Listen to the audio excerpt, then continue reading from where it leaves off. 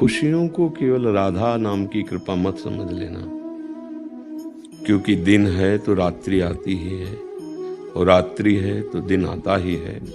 ऐसे सुख और दुख ये प्रारब्ध के अधीन है।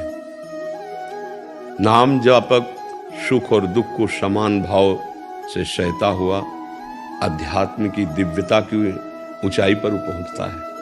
अगर आपने भगवान की कृपा या राधा नाम का फल मानी हुई अनुकूलता, की हुई कामना की पूर्ति, तो फिर जब प्रतिकूल विधान होगा तो तुम्हारी श्रद्धा हट जाएगी, तुम्हारी आस्तिकता की नींव हिल जाएगी कि अब शायद राधा नाम का वो प्रभाव नहीं पड़ रहा है। इसलिए हम प्रार्थना करते हैं कि अनुकूलता, कामना की पूर्ति शक्ति है। सुख और दुख पूर्व से निर्धारित हैं, समय समय पर वो प्रकाशित होते रहेंगे, चाहे आप दुरात्मा हो और चाहे महात्मा हो। इस शरीर को बनाने के समय पहले 2 विभाग करके डाल दिए गए। इतने वर्ष में घटना घटेगी, ये दुख मिलेगा। इतने वर्ष में इतने समय तक ऐसी परिस्थिति उच्च कोटि की बन जाएगी कि आपको सुख मिलेगा। ऐसे व्यक्ति मिल जाएंगे, ऐसी वस्तु मिल जाएगी, ऐसा भाव बन जाएगा। ये दुख और सुख हमारे भजन का फल नहीं है। भजन का फल है दुख और सुख में समान भाव रखते हुए भगवान के मार्ग में चलना। इसलिए हम पहले आपसे प्रार्थना करते हैं कि कभी ऐसी दुखद या विपत्ति की परिस्थिति आवे तो तुम्हारा नाम प्रेम कम नहीं होना चाहिए, तुम्हारा भगवद आश्रय कम नहीं होना चाहिए। बड़े बड़े महापुरुषों के चरित्र पढ़कर देख लीजिए। दुख, विपत्ति, प्रतिकूलता, अनुकूलता, सुख, संपत्ति, दोनों में भगवान की दुलार और कृपा को देखते रहे। अगर हम केवल अनुकूलता में और कामना की पूर्ति में ही अपने भजन का फल मानेंगे या भजन की सिद्धि मानेंगे तो धोखा हो जाएगा। क्योंकि सब दिन होत न एक समान, एक जैसा सब दिन। भगवान भी यहाँ उतार लिए तो देखो, अयोध्या से बारात सज के जाती है, उधर भगवान धनुष भंग करते हैं, त्रिभुवन में विजय मिलती है। महाराज विदेह राजज्ञानियों के गुरु जनक जी भगवान का चरण प्रक्षालन करके जानकी जी का पाणी ग्रहण संस्कार करवाते। ऐसा अद्भुत सुख। फिर चक्रवर्ती सम्राट के महल में अद्भुत उत्सव। इसी उत्सव में भावना बनती कि युवराज पद दे दिया जाए प्रभु को। शाम के ये निर्णय करते हैं सुमंत्र जी से मिल करके कि मेरा राम अब योग्य हो गया है, अब मैं इसे जो अभी तक युवराज भाव में, अब चक्रवर्ती सम्राट पद के लिए यही है। ये बात फैलती है, मंथरा की बुद्धि बदलती है। कैकेयी जी के हृदय में 2 वरदान की इच्छा होती है, 14 वर्ष का वनवास। अब आप विचार करो, जहां राजा राम बनने वाले हैं, इतना सुख कि समुद्र की भांति जैसे लहरें आ रही ना बड़ी बड़ी, ऐसे सुख की लहरें अयोध्या में। अभी तो राम लक्ष्मण भरत शत्रुघ्न, और इनकी परम दिव्य आत्मस्वरूप देवियां भी विराजमान हो गई आकर के। सब सुखी, सब आनंद। अचानक ऐसी घटना घटी, सुबह भगवान राम का वनवास, तापस वेश विशेष उदासी, 14 वर्ष राम। सबके प्राण भगवान श्री राम थे। अब वो जिनको प्रेम है वो जानते हैं कैसे जिएंगे। भाग पड़ी अयोध्या के सब नर नारी बाल भगवान के लिए। हम आपके बिना नहीं जी सकते। सिया राम, लखन जी, मानो प्राण निकल गए।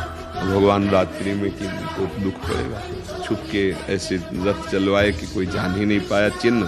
सब फिर अयोध्या में 14 वर्ष तक भारी रुदन और कष्ट पूर्वक। देखो कहाँ ये सुख और कहाँ एकदम भयानक इतना दुख। जब भगवान के अवतार में ऐसा हो सकता है, हम लोग तो मनुष्य हैं, हम तो भगवान का भजन करने वाले हैं, वो तो भगवान हैं। तो इस लोक का क्रम ऐसा है कि कभी बहुत बड़ा सुख तो कभी बड़ा भयानक दुख, लेकिन नाम जापक दुख और सुख में समान रहता है। जैसे हमारे भगवान, राज तिलक होना है और मिल गया 14 वर्ष का वनवास, तो भगवान वैसे ही प्रसन्न थे, उदास नहीं हुए। जिसमें हमारे पिता को सुख मिले, अगर वो माता को वचन दिए हैं तो मेरे लिए अयोध्या ने बन ही परम सुखदायी, नंगे पैर भगवान 14 वर्ष घोर कंकरीली पथरीली कांटों से युक्त भूमियों में विचरण कर सम रहे ना, प्रसन्न रहे। हमें भगवान अवतार लेकर के शिक्षा देते हैं हम कैसे रहें। ये भजन, ये अध्यात्म आपको सम बनाता है। ये भूल लोगों की है कि संत महात्माओं के पास जाएं, हमारी कामनाओं की पूर्ति हो सकता है, क्योंकि भगवान का भजन करते हैं, भगवान के आश्रित, तो आप भावना लेके आए हो, लेकिन उस कामना की पूर्ति के बाद क्या आपकी कामनाएं नहीं रह जाएंगी क्या? बहुत सी कामनाएं, बहुत सी चिंताएं, बहुत सी आवश्यकताएं एक मिल जाए तो फिर कुछ नहीं रहे। वो है भगवान, जिनके प्राप्त करने के बाद कुछ प्राप्त करना बाकी नहीं रहता, जिनके जान लेने के बाद कुछ जानना बाकी नहीं रहता, वो प्रभु है। उनके सिवा आपके हृदय में कामना, तृष्णा, वासना, इच्छाएं ये भारी जलन पैदा करती रहेंगी। अगर शीतलता प्राप्त करनी तो एकमात्र सुखी मीन जहां नीर अगाधा, तिमि हरि शरण न एको बाधा। भगवान का आश्रय, नाम जप, और इन खुशियों में खुश मत होना। तो कैसे यार बाबा जी उपदेश कर रहे, खुशी आई तो उसकी मौज न ले, अगर उसकी लोगे तो जब दुख आएगा तो तुम दुखी हो जाओगे। खुश में, अनुकूलता में गंभीर रहे और प्रतिकूलता में सावधान रहे। अनुकूलता में कोई जान न पावे कि ऐसी अनुकूलता आई, हाँ ठीक है, भगवान की कृपा है, उनका दुलार है। विपत्ति आई तो सावधान, ऐसा धैर्य रखना, टूटने न पाना, और कोई ये जान न पावे कि तुम्हें विपत्ति ने रौंद दिया है।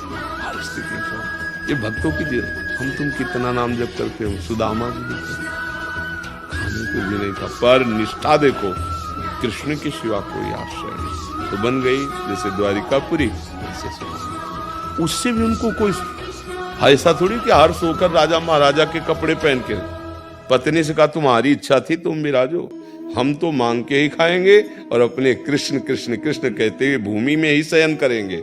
ये मिलता है भजन से, माया का आकर्षण हट जाता है। हम माया के चाहे हुए पदार्थों के मिल जाने पर भगवान की कृपा मनाते हैं, और वो नाशवान है, जानते नहीं, जब नष्ट हो जाते हैं तो लगता है कि अब भगवान की कृपा कम हो गई, नहीं लगे। जैसे किसी का जवान बेटा 20 वर्ष के लिए आया है, उसकी आयु ही इतनी है, और खूब भजन दान पुण्य कर रहा, अकेला लड़का है, और 20 वर्ष में चला जाएगा, क्योंकि सरकारी आदमी है, इतने के लिए भेजा गया था। अब आपको, अगर आप सुलझा हुआ व्यक्तित्व नहीं तो आपकी श्रद्धा खत्म हो जाएगी। क्या जब भजन करते हैं, इतनी सेवा करते हैं, और एक था उसको भी भगवान ने, अब पूरा चिंतन खत्म हो गया, पूरा जीवन मतलब बर्बाद हो गया। अगर भजन ना हुआ तो बर्बाद हो जाएगा।